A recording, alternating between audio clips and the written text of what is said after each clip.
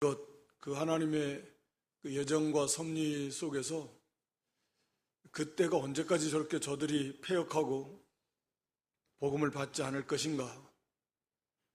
그때는 이제 복음이 이방인의 충만한 수, 이방에 하나님이 예정된 선택받은 모든 백성들이 다 주 앞으로 돌아올 때까지, 그때까지 저들이 이렇게 일부는 극히 소수겠지만 그들은 지금도 복음을 받아서 믿는 자들이 있지만 대체적으로는 그들이 복음을 거부하게 될 것이다.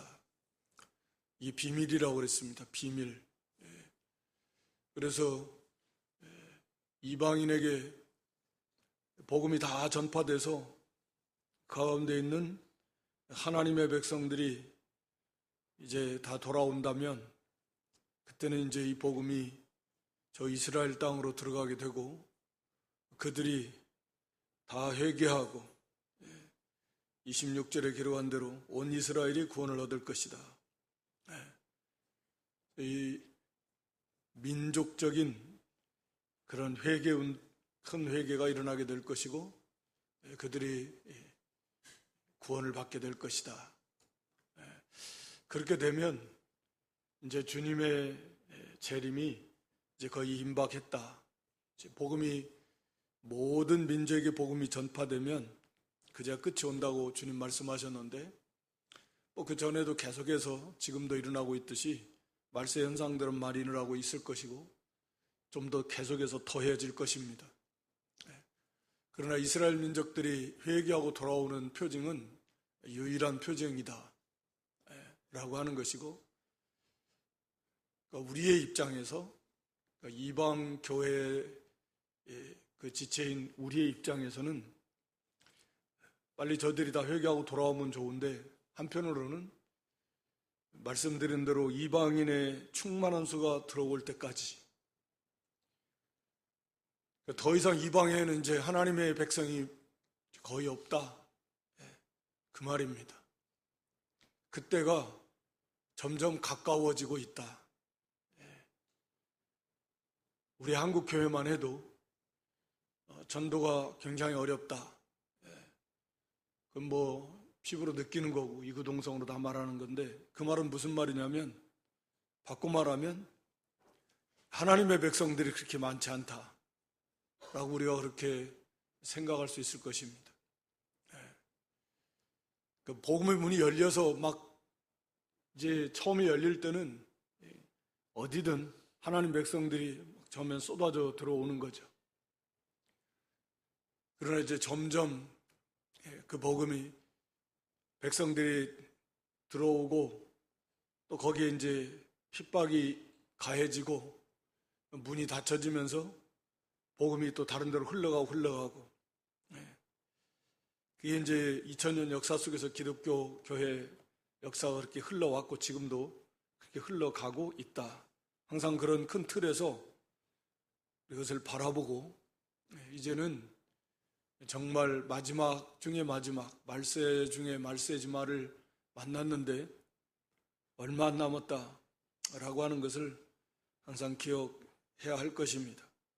그래서 좀 더 좀 조급한 마음을 가지고 복음을 전하는 일에 전심전력하고 또 그를 위해서 부르짖는 그런 전심전력에서 부르짖는 그런 믿음이 되어야 됩니다. 우리는 누가 하나님이 택한 백성인지는 모르지만 끝까지 소망을 품고 하나님이 그 과정 다 예정해 놓으셨다 그랬으니까 그를 위해서 우리가 힘을 쓰고 하나님께 부르짖으면서 어떻게든지 구원의 길로 인도해야 된다. 가족들부터 안 나오는 가족이 있으면 나온다고 그 자체가 구원은 물론 바로 성립되는 건 아니지만 구원을 받을 수 있도록 최선을 다해야 되고 정말 전심전력을 기울여야 된다. 세상에 취하지 말고 다 지금 취해서 그렇게 돌아가는 세상이지만 우리가 깨어서 정신을 바짝 차리고 우리 정체성을 회복해야 돼요. 우리가 누구인가?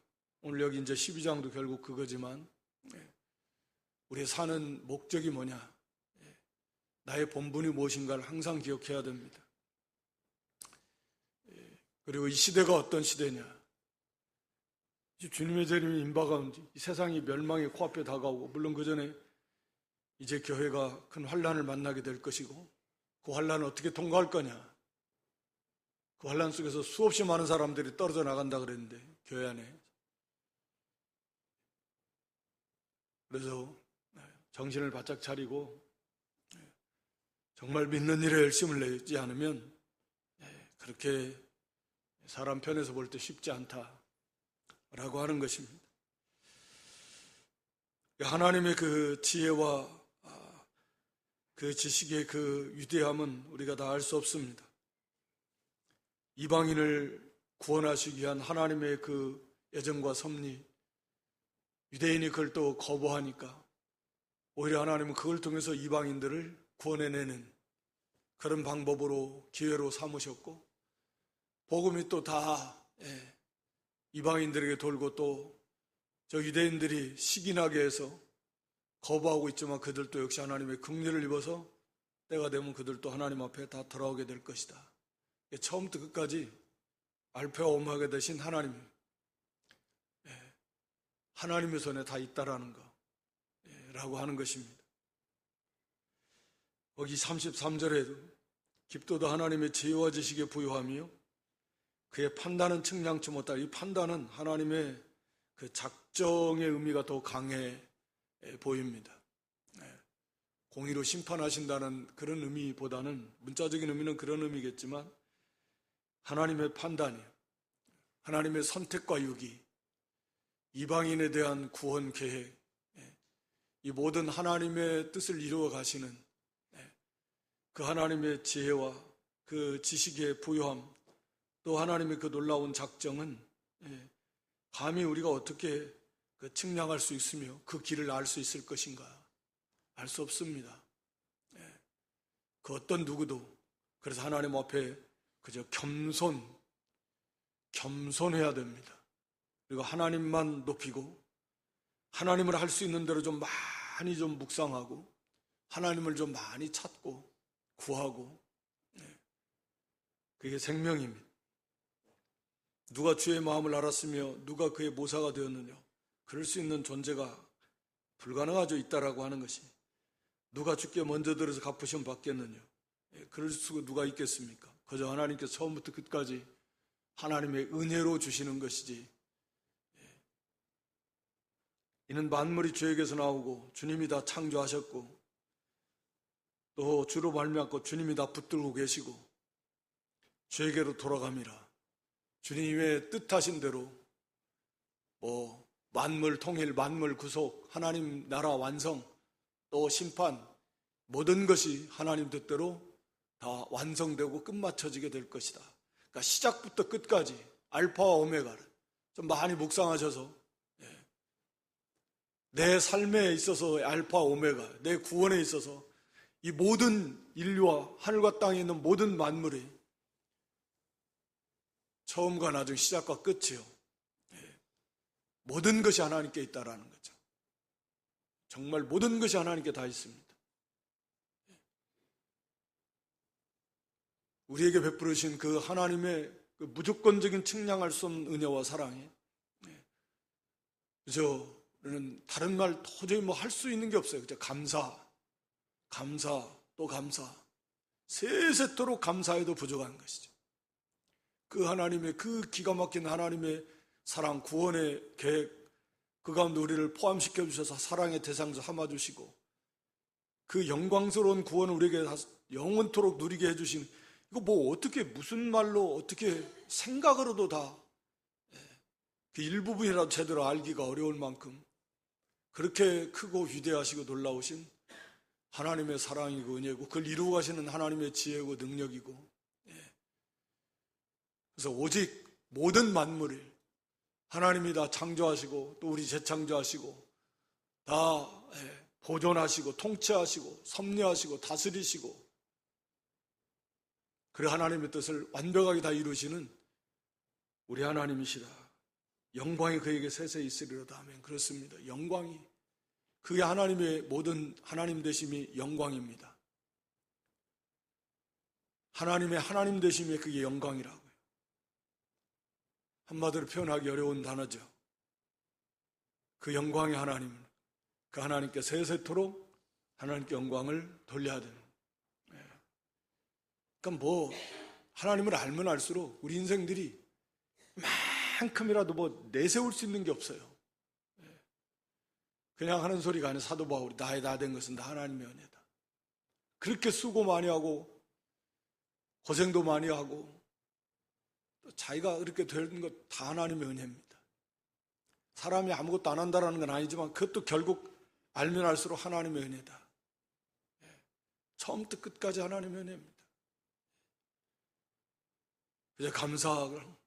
그저 감사하고 그 하나님을 사랑하고.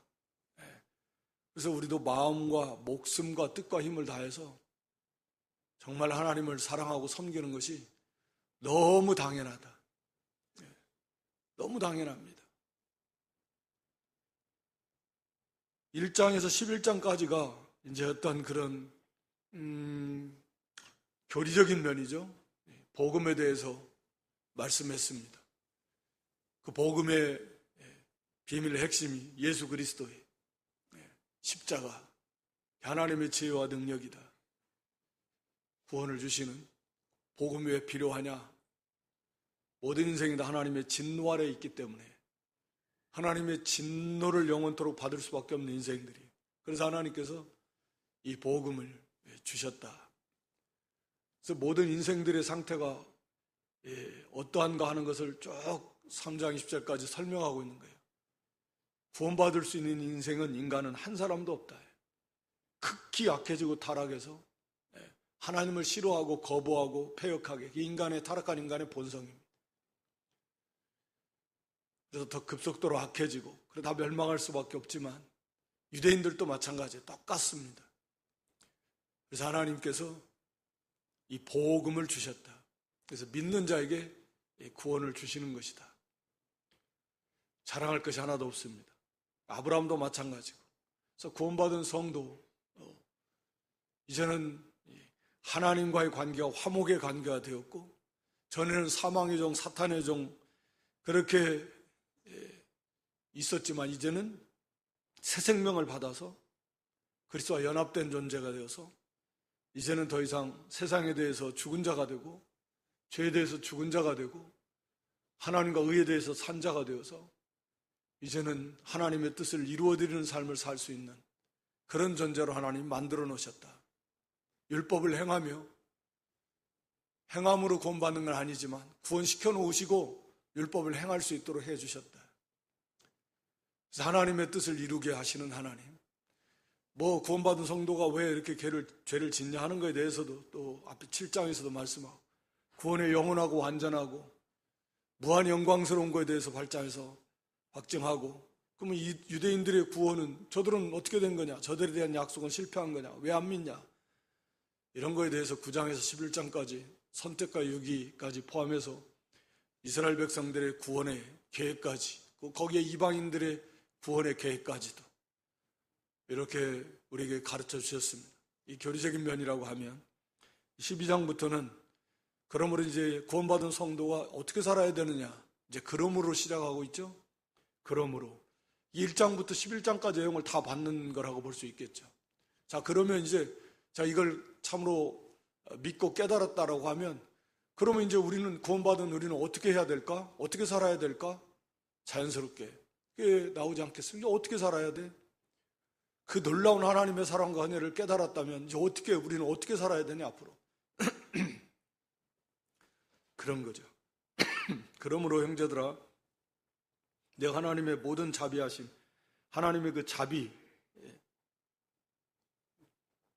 우리를 향해서 우리에게 베풀어 주신 그 하나님의 측량할 수 없는 사랑과 은혜, 그 자비하심이요, 그 자비하심에 의해서 내가 권면한다.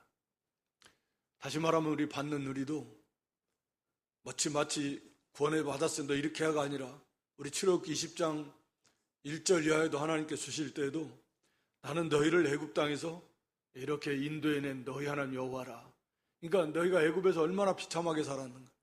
아무 소망 없이 종살이하면서 정말 못 살겠다고 부르짖었는데 그런 그들을 하나님께서 값없이 구원해 주셨다. 그 사랑에 감사 감격해서 이제는 하나님을 바로 섬겨야 된다. 사랑에 감사 감격해서 하나님 바로 섬기는 건 뭐냐?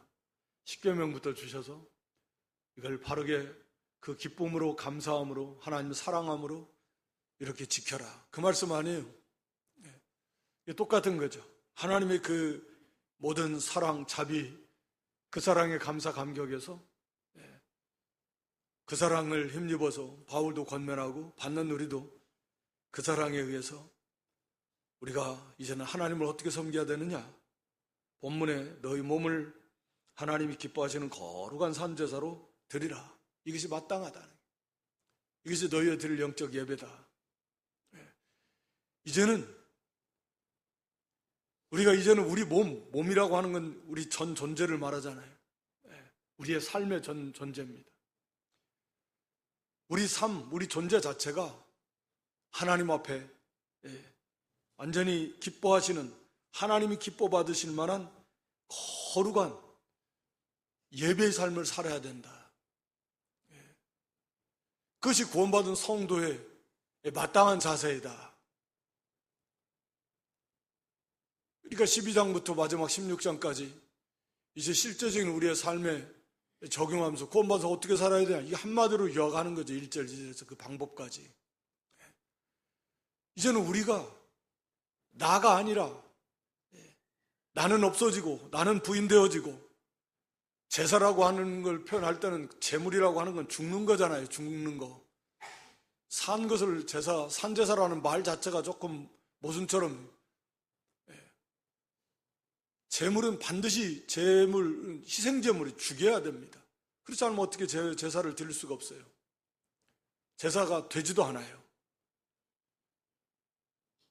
그러니까 예수님께서도 마찬가지지만 우리가 하나님 앞에 산제사 제물이 되려면 자기가 죽었지 않으면, 자기가 살아서 나 중심이 돼가지고는 그게 결단코 하나님 받으실 만한 그런 제사 예배의 삶이 될 수가 없습니다. 자기가 죽으라는 거죠. 자기 부인입니다. 일평생 그게 우리가 이루어 가야 될 거지만 그 목표예요. 이제 14장에 가서도 많이 살펴본 대로 우리가 다 사나 죽으나 다 주님의 것이다. 자기를 위해 사는 자가 없고 자기를 위해 죽는 자도 없어요. 전제적으로 그렇게 만들어놓은. 우리가 살아도 주를 위해 살고 죽어도 주를 위해 죽나니 사나 죽으나 주님의 것입니다. 그런 존재가 됐어요. 그렇게 되자가 아니라 이미 법적으로 그런 존재가 됐습니다. 그걸 깨달아서 거기에 맞게 삶을 살라는 거죠.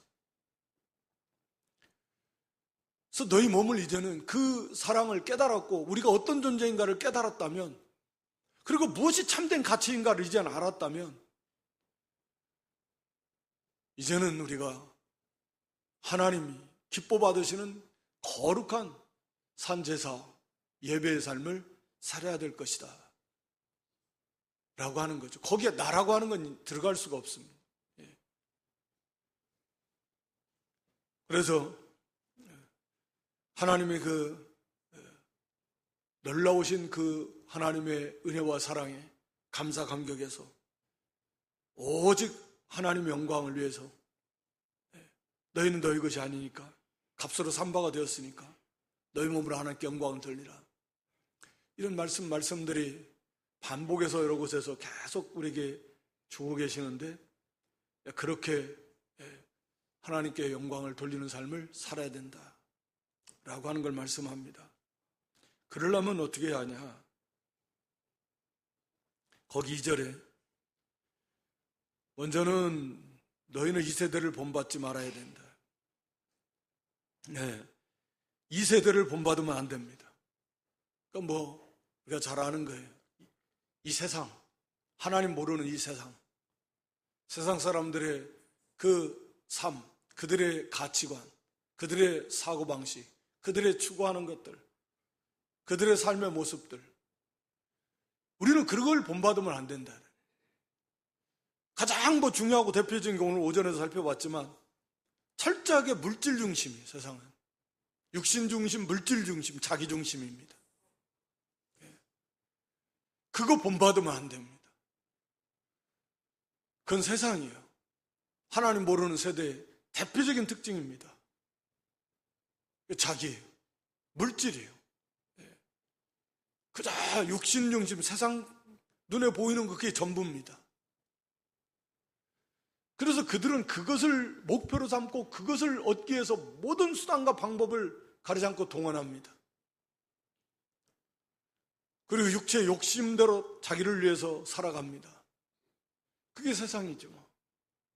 그럼 우리는 그걸 본받으면 안 된다.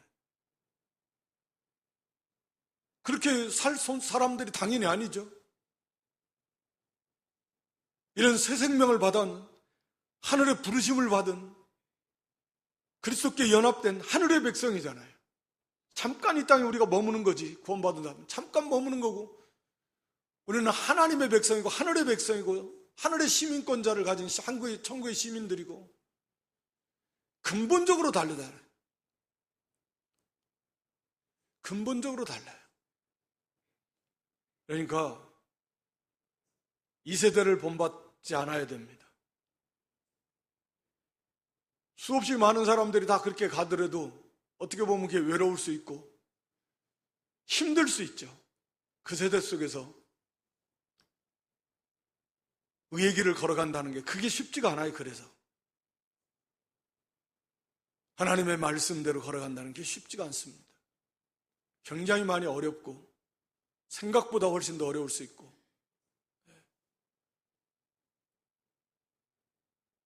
그래도 이 세대를 본받으면 안 돼요. 그리고 마음을 새롭게 해라. 마음을 새롭게 해라. 오전에도 이 마음이 세상을 향해 간다 그래요. 마음이 우리 인격의 중심이라고 그랬습니다. 그러니까 우리의 지성과 감정과 의지의 중심인데, 그 마음, 생각, 어떻게 그걸 바라볼 것인가, 어떤 관점으로 그걸 보고 생각하고 분별하고 판단할 것인가.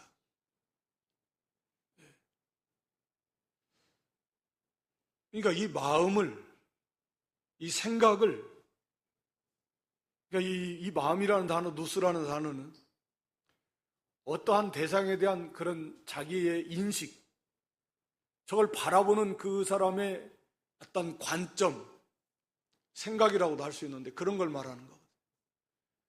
그러니까 우리는 쉽게 말하면 우리의 생각을 바꿔야 된다. 새롭게 하라는 것은.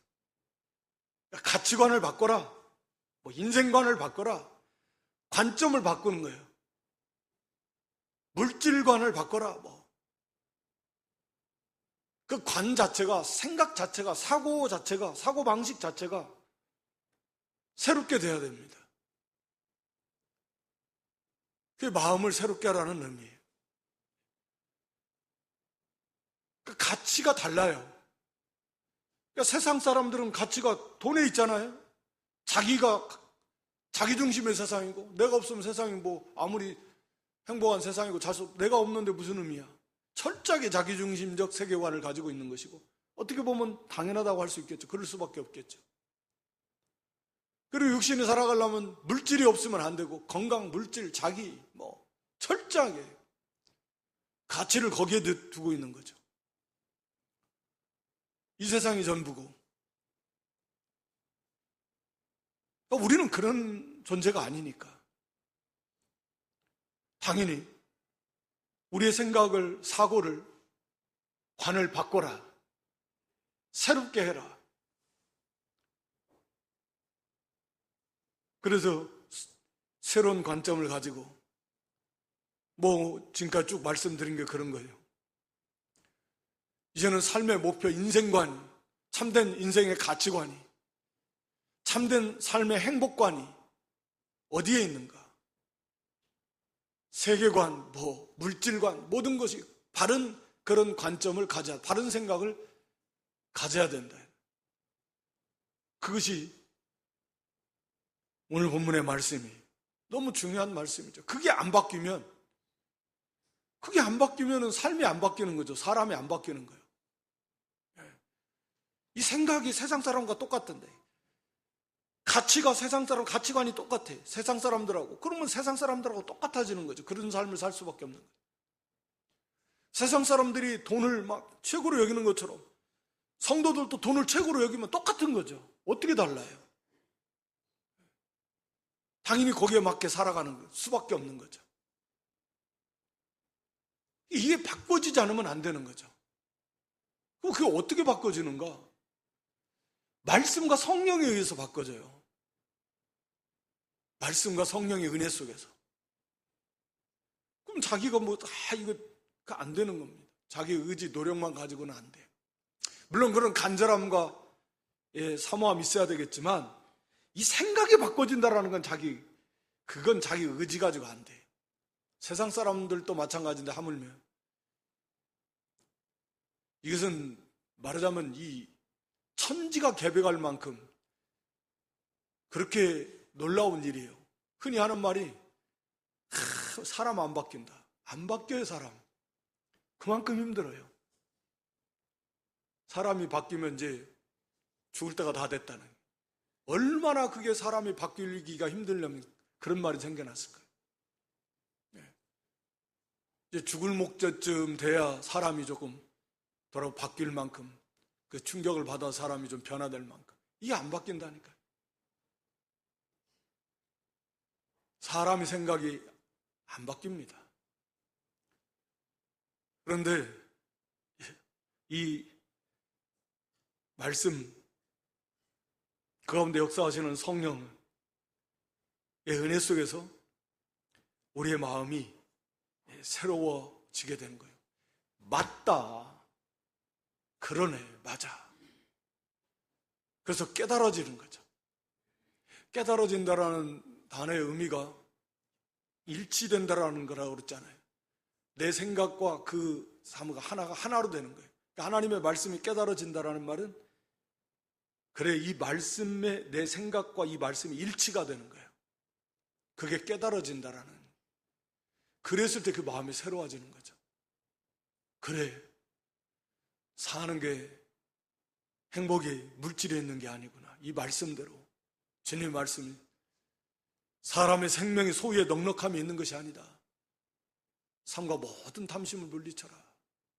맞다.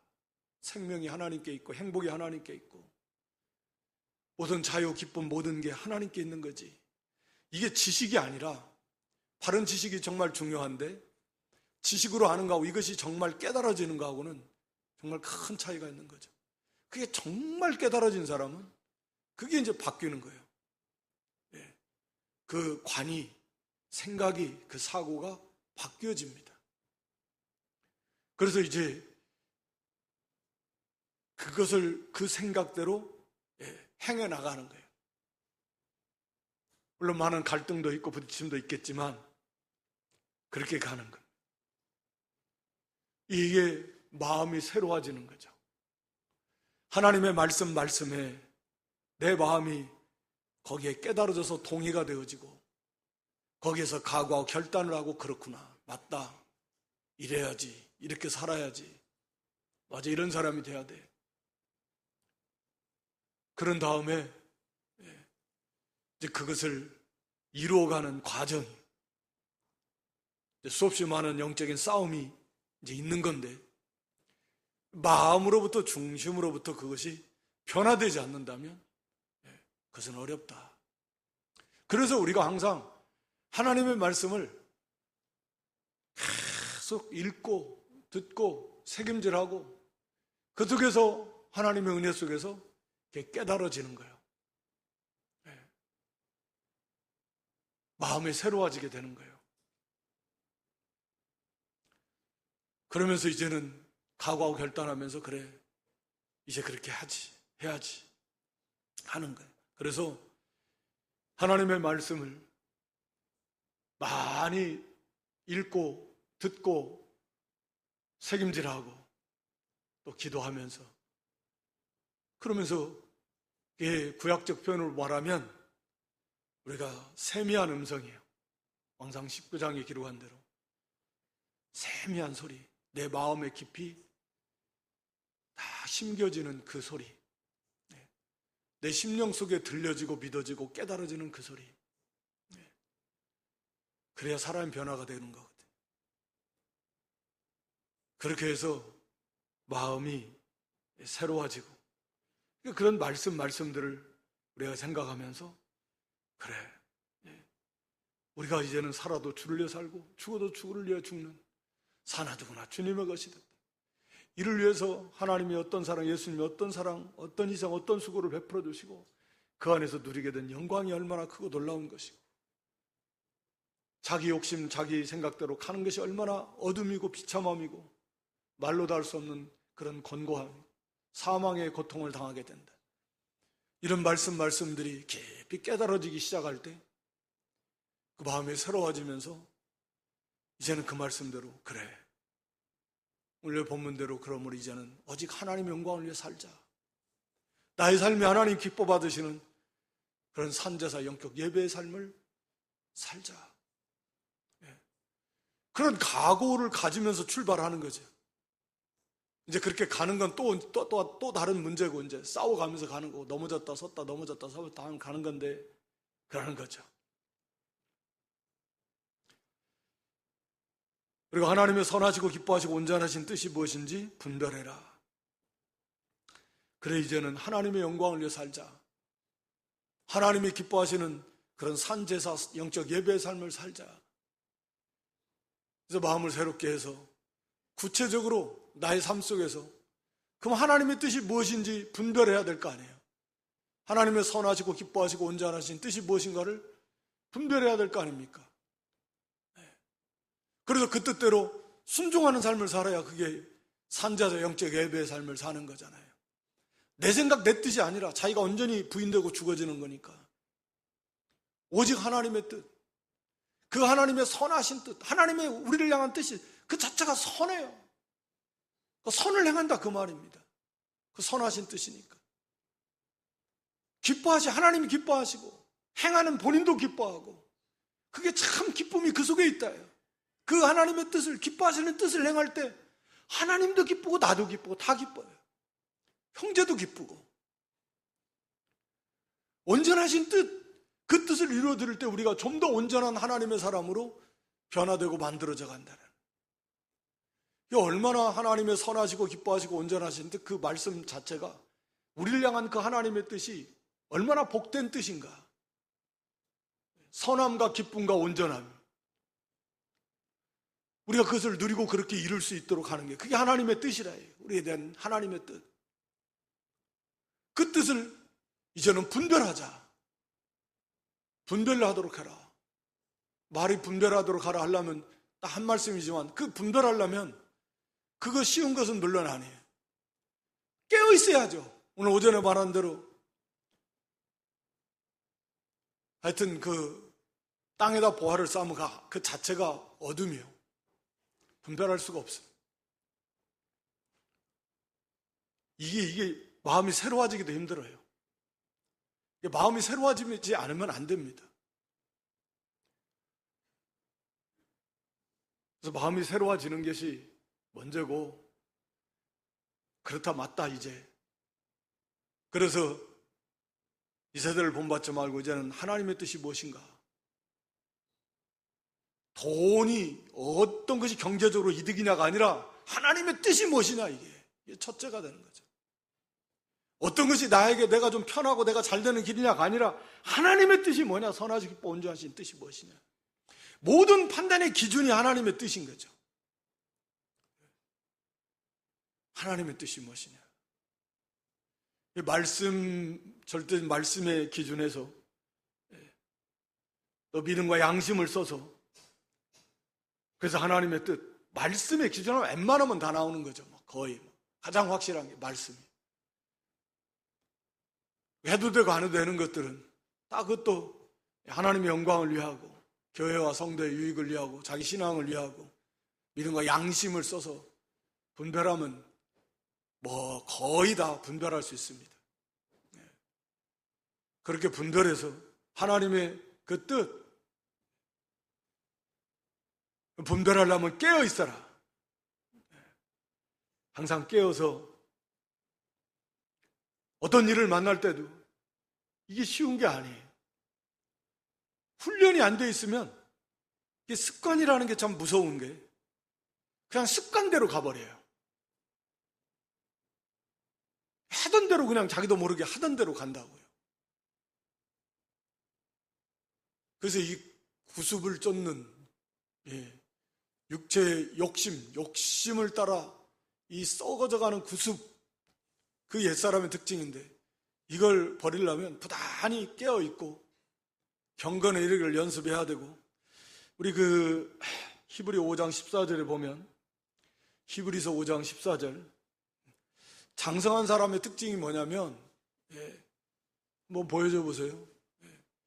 단단한 식물을 먹는 사람인데, 저희는 장성한 자가 단단한 식물을 먹습니다. 어떻게 장성하냐면, 지각을 사용해서 연단을 받아서 선악을 분별하는 자, 이 과정을 통해서 이 사람이 장성해 가는 거예요. 지각이라는 건 하나님 우리에게 주신 영적인 지각을, 분별을 자꾸 쓰는 거예요. 그래서 이게 어떤 것이 하나님의 뜻이냐, 어떻게 하는 것이 하나님 기뻐하시는 뜻인가, 그걸 자꾸 영적인 지각을 사용하는, 그래서 그게 연단이 돼가지고 나중에는 그게 아주 훈련이 잘 돼가지고 딱딱 분별이 된다, 그 말입니다. 그리고 선악을 분별하는 거예요. 기준이 하나님의 뜻이에요. 자기도 아니고 물질도 아니고 세상적 기준도 아니고 하나님의 뜻대로 선하시고 기뻐하시고 온전하신 뜻이 무엇인가, 그것을 자꾸 사용하는 사람, 영적인 지각을 쓰는 사람, 믿음을 쓰고 양심을 쓰고 하나님 말씀을 갖다 대입해 보면서, 그래서 여기에서 어떻게 하는 것이 하나님 기뻐하시는 뜻일까, 이것을 자꾸 실천하는 힘을 쓰는 사람이 자꾸 반복하면 연단이 돼요. 훈련이 잘 돼가지고, 그래서 선악을 분별하고 그렇게 해서 선을 행해 나가니까 이게 장성한 자가 되고 단단한 식물을 먹을 수 있는 자가 되는 거예요. 그러니까 이 분별해서 이제는 그 뜻대로 행해 나가는 건데, 이게 우리가 구원을 이루어가는 그런 중요한 과정이다 라고 하는 거죠. 그래서 이것을 잘 분별한 다음에 이제는 그 뜻대로 행하는 그런 사람이 되어야 됩니다. 이게 이제 이 행하는 문제는 앞에서도 뭐 나오고 앞으로 우리가 계속해서 여기서는 해라 딱 말씀은 하지 말라 딱 하지만 사실은 그거 하고 하지 말라고 하면 이게 이제 싸움인 거죠. 실제적으로 이게 실제적으로 우리가 이제 삶 속에서 이루어가야 될 영적인 싸움이잖아요. 그러니까 끊임없이 기도하고 또 그 말씀을 붙들고 힘을 얻어서 믿음을 써나가는 거예요. 믿음을 써. 믿음을 사용하라는 거죠. 하나님 우리에게 주신 믿음이, 믿음을 갖다 대고 믿음을 적용시키고 믿음을 사용하라는 거예요. 우리에게 주신 믿음을. 그렇게 해서 하나님의 도우심 속에서 그것을 이루어갈 수 있게 되는 것입니다. 뭐 여기 4절 8절은 3절로 8절은 뭐 이 교회, 첫째가 교회에 관한 하나님의 선하시고 기뻐하시고 온전하신 뜻이 무엇인가, 교회의 관계 속에서 그것을 잘 찾아서 각자의 주어진 은사대로 하나님이 세우신 이치에서 협력해서 한계를 넘지 말고 자기의 맡겨진 몸과 사명을 잘 감당하라. 하나님의 선하시고 기뻐하고 온전하신 뜻이다, 그 말인데요. 삶 속에서 적용하는 거예요. 이제 국가에 대해 형제 간의 관계에 대해서 또 국가에 대해서 뭐 이렇게 이제 하나님의 뜻을 예를 들어서 이렇게 계속 우리에게 말씀해 주고 있습니다.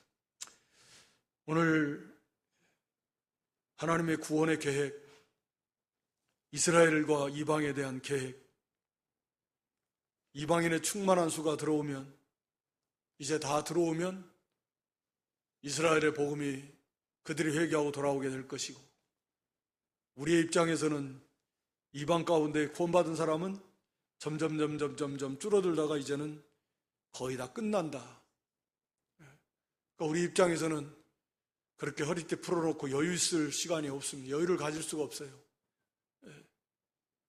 지금도 벌써부터 이렇게 쉽게 이 복음을 받지 않는 시대를 만났는데, 우리가 좀 더 전심전력으로 가까운 가족부터 친족, 우리 동료, 이웃들부터 주께로 인도해내고 그들이 구원에 이르도록, 하여튼 이거보다 중요하고 시급한 일은 없으니까 최선을 다하도록 해야 됩니다.